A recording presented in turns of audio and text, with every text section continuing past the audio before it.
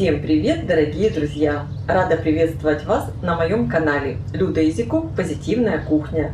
Сегодня буду готовить ленивые вареники с картошкой или картофельные галушки с луком и беконом. Блюдо простое, сытное, готовится быстро. Тесто руками даже не касаюсь. Вареники очень нежные и вкусные, и реально картофельные, не мучные.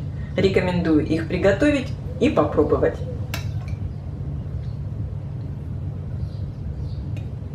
Для рецепта мне понадобится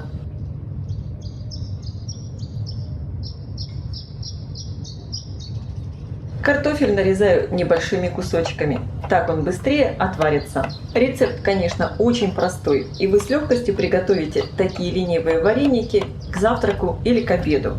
Перекладываю его в сотейник. Заливаю водой. Я сразу добавляю горячую воду, так все будет вариться быстрее. Добавляю соль и ставлю отвариваться до готовности. Подготовлю зажарку для вареников. Здесь у меня мелко порезанный бекон и одна средняя луковица. Лук порежу четверть кольцами. Можно, конечно, сделать зажарку только с луком, как вам больше нравится. Я поставила разогреваться сковородку. Наливаю небольшое количество растительного масла и отправляю обжариваться бекон.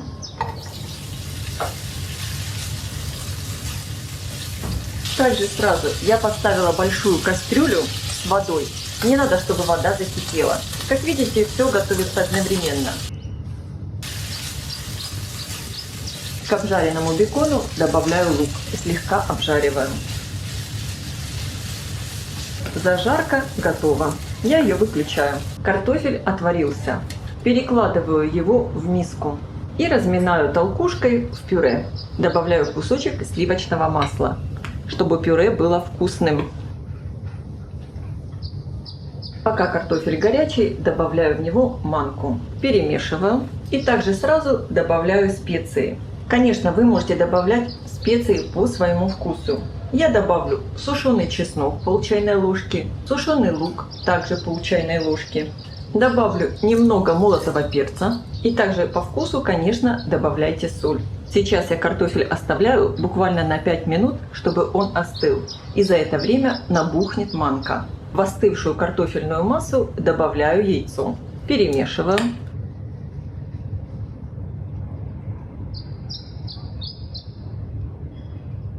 И всыпаю просеянную муку. Я всыпаю муку постепенно, не добавляю все сразу. В зависимости от влажности картофеля ее может понадобиться больше или меньше.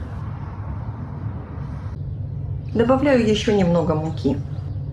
Всего мне понадобилось примерно 120 граммов. Эти вареники удобно готовить тем, что здесь фактически вы не касаетесь теста руками. Все замешивается ложкой. И, конечно, благодаря этому тесто не надо добавлять много муки. Вареники получаются картофельные, не мучные. В итоге получается вот такая консистенция. Не слишком жидкая, но и не слишком плотная. Если бы вы формировали вареники на столе, вам бы пришлось еще добавлять много муки. Формовать вареники я буду при помощи ложки. И также понадобится немного растительного масла, в которое буду окунать ложку, чтобы не прилипало тесто.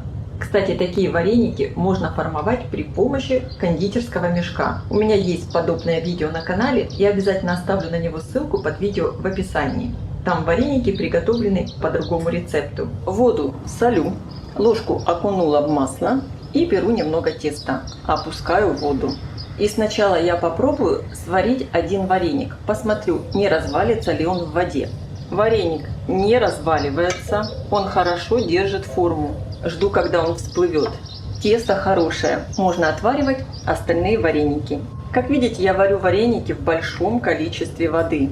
Формовать их таким образом очень просто. На это не понадобится много времени и сил. Ложку я окунаю в масло периодически, не все время.